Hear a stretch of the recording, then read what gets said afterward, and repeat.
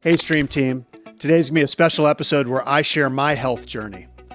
From chubby kid to at 48 years old being in the best shape of my life. Most people look at me and go, oh, you're naturally skinny, this is easy. It hasn't been. And I wanna share my struggles as well as my wins to hopefully inspire you guys to take action today. So my story begins really in the 1980s. Those were a time where we had phones connected to cords in a kitchen. And everything that was low fat was the rave. So we'd pump ourselves full of sugar and think we were healthy. And like lots of things in healthcare, we got it so wrong. So I grew up on Pop-Tarts, sugared cereals. Domino's pizza was the new big thing when I was a kid.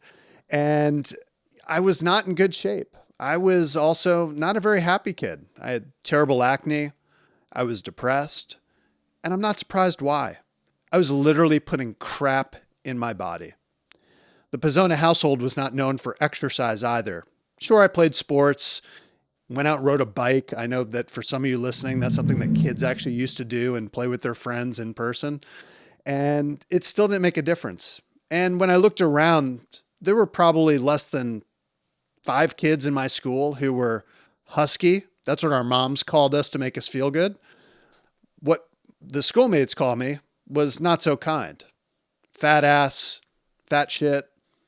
These were real things we used to say in the 1980s to people when you were at all overweight. Now I would have been considered normal. And that all stuck with me.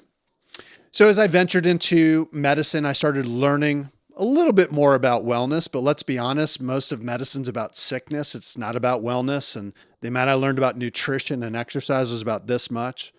But like I'm sure most guys that are out there, went to college, started being more interested in girls, started lifting weights a little bit. I still didn't know what I was doing. Probably drank too much. In fact, I did drink too much during college and med school, but was a good student, pushed on through, and had to start developing my own habits as I was away from home. And my eyes started being opened by the fact that there are people out there who can eat healthy, that are in good shape, because my model coming from a household of Italian Americans in New York eating processed food was the only way to do things. But it's not. I really hit a moment during residency where I'm working 80 to 100 hours a week. And if you do the math, it doesn't leave much time for sleep or any sort of fun. And I actually committed to running 2 marathons. I was not a runner. I think my uncles used to call me lasagna legs. And I said, if I don't commit to something like this and start learning how to run, then I'm going to get in terrible shape in residency because I'm just going to work too hard. So I figured if I made a commitment to myself and my friends that I was going to finish a Chicago marathon, then I would do all right. And I did. I actually finished 2 marathons in under 4 hours. But that's not the achievement. The achievement was I was running over 50 hours a week and I didn't lose a single pound. How the hell can you run that much and not lose weight? That's what I was saying to myself. But my hunger was so high, I just kept eating more. I then finished my residency, and finally at the young age of 31, I was finally allowed to be an adult. I was married at this point, had my first son, got my first, quote, real job as a doctor. And it was at this moment I look back at a picture of myself, and I was just out of shape. Here I was in a picture holding my 9-month-old son, who's now 18. And I just looked at myself and said, who is this guy? And I looked at my son and said, I want to be there for him. I don't want to continue like this. I want to do something different. And I was fortunate to live in a place in rural Washington state where there was a huge group of people who, for fun, would go on 8-hour mountain bike rides on the weekend. Now, I thought these guys were absolutely insane. They were doing Ironman triathlons. Their idea of fun was doing a little, what'd they call it? Like a hill sprint or, oh no, it was a trail run. And I remember these guys like sprinting up to the top of this mountain. I'm the dickhead at the back who's barely making it up, huffing and puffing. And when I get to the top, do you want to know what these guys said to me? Do you want a beer? These guys had ran up this hill before I did and left a cooler of beer up there so they could celebrate. They'd already done this run twice. And here I am, this chubby guy getting up to the top. I'm like, fuck off. Excuse my French, but I don't want a beer. I want someone to carry my ass down the hill. So I started realizing there's extra levels of fitness and things that people do that to me were just mind blowing. Again, that chubby Italian kid from New York. So I started really diving into health and wellness. I started studying weightlifting and working out and high intensity interval training. And I slowly but surely started doing what is my first big tip for you guys: get an easy win. I didn't transform all this today. I didn't transform all of it in a week. It's taken me many, many years. So for me, believe it or not, that first step was I invested in a Vitamix blender. I know that sounds absolutely crazy. And these things are awesome, and I'm not cool enough to have any paid promos, so just go buy one and trust me, they're great. And I started making protein shakes every day. I started moving away from the breakfast sandwiches and the bowls of cereal, and that's the one thing I did. Second thing I did was I started doing some time restricted eating before it was really cool. I started waiting to having that first sort of cheat meal until around lunchtime.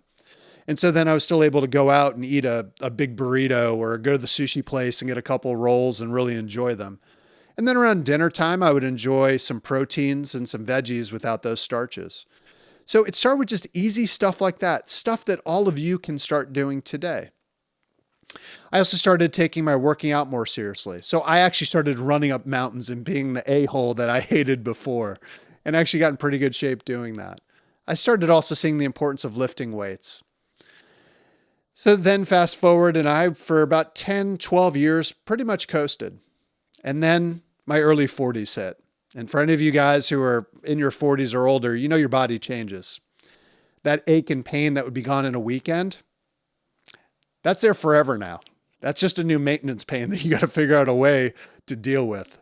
So I started at the same time hitting a stride with all the other influences out there and all the other health gurus who start talking about longevity and biohacks and all of these things like cold plunges and saunas and checking your blood sugar. And again, I leaned in and got curious and just took things to that next level. So what did that next level look like? Number one, prioritizing weightlifting. I had always lifted. I always knew it was important, but I didn't realize how important it really is.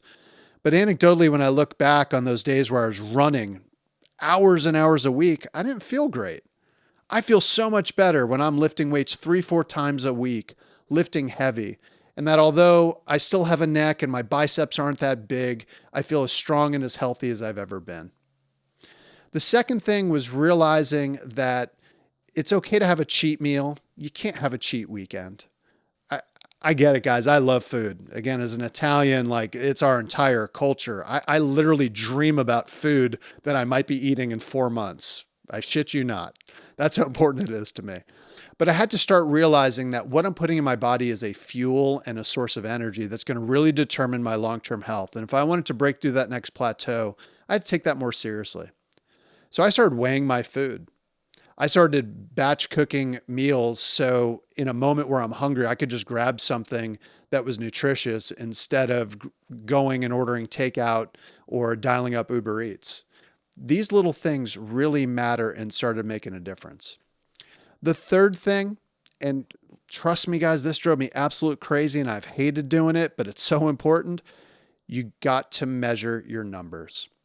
And it's not just about the weight on the scale, because that doesn't always tell things. So what am I measuring now that is going to be the last thing that is going to be of importance? You got to measure your body fat percentage, your muscle mass, because sometimes you're making gains in the gym and the weight on the scale doesn't change and you want to give up. But actually that's the time to push through because your body's starting to change its composition. I invested the time and really not that much money into getting a glucose monitor. I started checking to see how foods really affected me. So I realized that when I just had that little bit of cookie, wow, what a negative impact. Was that really worth it? So instead, I don't have that cookie now a couple times a week. I might just have it a couple times a month. But trust me, I really enjoy it when I do. The third thing I started doing is really tracking my workouts and working with experts. I can't tell you how important it is to, if you're going to go to the gym, make sure it's effective. I go to the gym about 4 times a week. It's not every day. And I would say 95% of people that I watch in the gym are doing it totally wrong. They're just sitting there going through the motions. They're moving weights like this. They are walking on a treadmill. They're spending more time socializing than they are lifting. Very few of them are huffing and puffing to the point of failure. And guys, you might as well just not go. But yet you're going and telling your doctor, well, I work out 5 days a week. I don't know why I don't lose weight. Well, I do because I see how you work out. So guys, you got to measure. You have got to partner with people. I've partnered with trainers, nutritionists, and also as a last tidbit, this is why I at Pazona MD have formed a program to help all of this. For me, selfishly, I looked around and said, where's a doctor for Joe Pazona? And I couldn't find anybody who was doing all the things that I wanted. And so that's why at Pazona MD, we have shifted our focus towards wellness and creating health, because people want to know what is the real information, not information that's biased by some bro science guy or someone who's just trying to hawk you a supplement or some vegan who's arguing with a carnivore. You need real life information that is accurate, and you also need stuff that's practical. And hopefully my journey today showed you that since when I was a chubby or husky kid, as my mom called me, to where I am today, it's not been easy, and it hasn't all happened in one day. It's a journey that continues. And my goal is to hit age 50, being in the best shape of my life. So hopefully you found this helpful. Please follow me on this journey by hitting that subscribe button as I share more updates with my health. And please, just like I wish I did many, many years ago, show yourself a little bit more love and kindness and grace. We're all works in progress, and sometimes these works in progress take a long time, but there are opportunities to grow. Thanks, and have a great day. Thank you for listening to this week's episode of Balls Deep. If you'd like to join our stream team of listeners, please click the subscribe button on your favorite podcast platform. For more information about our practice, Pazona MD, please visit pazonamd.com. This podcast is for informational purposes only, and the content is not intended to be a substitute for professional medical advice. The show does not constitute the practice of medicine. No doctor-patient relationship is formed through this podcast or any of the social media channels related to this show. The use of this information is at the user's own risk. Users should not disregard or delay in obtaining medical advice from any medical condition they have, and they should seek the assistance of their healthcare professionals for any such conditions.